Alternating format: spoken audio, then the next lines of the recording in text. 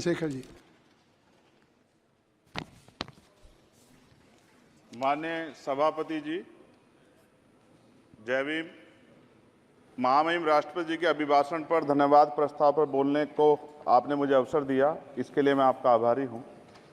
सभापति महोदय, सर्वप्रथम मैं बहुजन समाज में जन्मे सभी संतों, गुरुओं, महान पुरुषों को नमन करता हूं, जिनमें महात्मा ज्योतिबा फूले, डॉक्टर बाबा साहब अम्बेडकर और मान्यवर काशीराम साहब को मैं याद भी करता हूं आज के दिन पर। साथ साथ नगीना की महान जनता और भीम आर्मी और हमारी पार्टी आज़ाद समाज पार्टी काशीराम के साथियों का भी धन्यवाद करता हूं। इसके बाद अपने कुल गुरु जगत गुरु सदगुरु रविदास जी महाराज को भी मैं नमन करता हूं, जिन्होंने दुनिया को लगभग 600 साल पहले बेगमपुरा शहर के रूप में दुनिया का सबसे महान लोकतांत्रिक दर्शन दिया। अध्यक्ष महोदय, माननीय सभापति जी, 14 अगस्त 1947 को ये देश अंग्रेजों के अधीन था। 15 अगस्त 1947 को हम लोग आज़ाद हुए। 16 अगस्त 1947 को देश आज़ादी में था, लेकिन धन धरती राजपाट में बंटवारा नहीं हुआ। जो साधन संसाधन थे उनमें बंटवारा सही रूप से न होने के कारण एक बहुत बड़ी आबादी सुविधाओं से वंचित और सम्मान से वंचित रह गई। उनको सम्मान देने के लिए और अंतिम व्यक्ति तक सुविधाएं पहुंचे, इसके लिए लोकतंत्र की व्यवस्था हुई।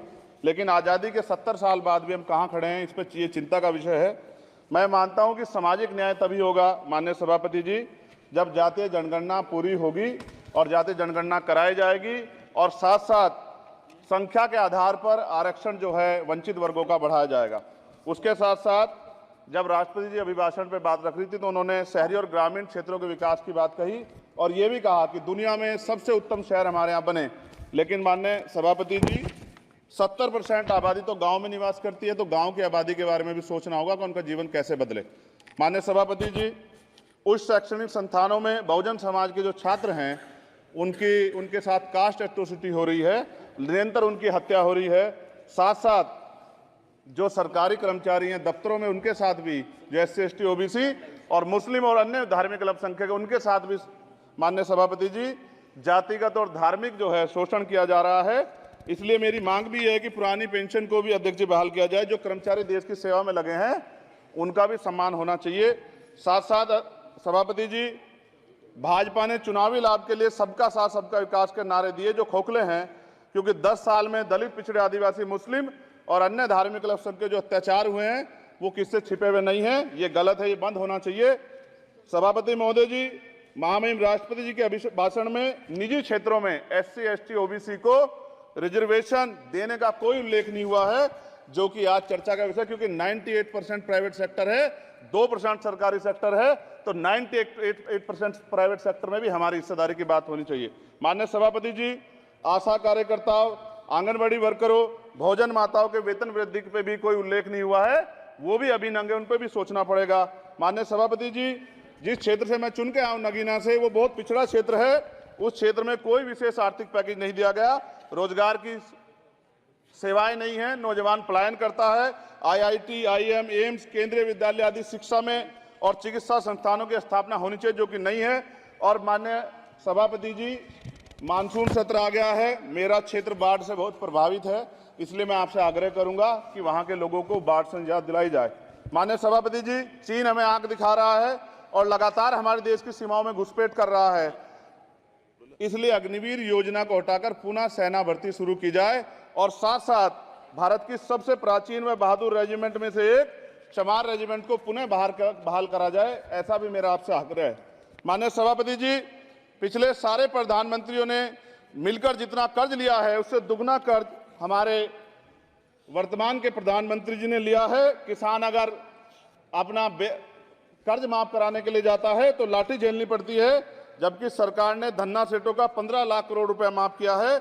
इस ओर हमें ध्यान देना पड़ेगा, हमारी आने वाली पीढ़ियों को ये कर्ज चुकाना पड़ेगा।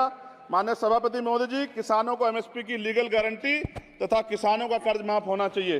साथ साथ 2 अप्रैल 2018 को SC ST के बच्चों पे बहुत बड़े पैमाने पे मुकदमे लगे थे, वो हमारी लड़ाई सही थी, ये सुप्रीम कोर्ट ने माना और बाद में सरकार ने माना, वो मुकदमे तुरंत वापस होने चाहिए। माननीय सभापति जी, प्रेस जो है उस पर भी शिकंजा कसा जा रहा है, जो पत्रकार सरकार खिलाफ बोलता है नौकरी से हाथ धोना पड़ता है। और सोशल मीडिया हमारा हथियार है, उस पर तरह तरह के प्रतिबंध लगाए जा रहे हैं और विरोध करने वालों को सोशल मीडिया हैंडल भी सस्पेंड करा दिए जा रहे हैं। साथ साथ सभापति जी, पेपर लीक और परीक्षाओं के कैंसिल होने से देश के नौजवानों का भविष्य खतरे में है। नीट, यूपी सिपाही भर्ती सभापति जी और 69,000 शिक्षक भर्ती में आरक्षण घोटाला हुआ है, कोई पूछने वाला नहीं, खून के आंसू रो रहे हैं बच्चे, बेरोजगारी का दंश युवा झेल रहे हैं। इसलिए मेरा आग्रह है कि युवाओं के लिए कृपया समाप्त करें।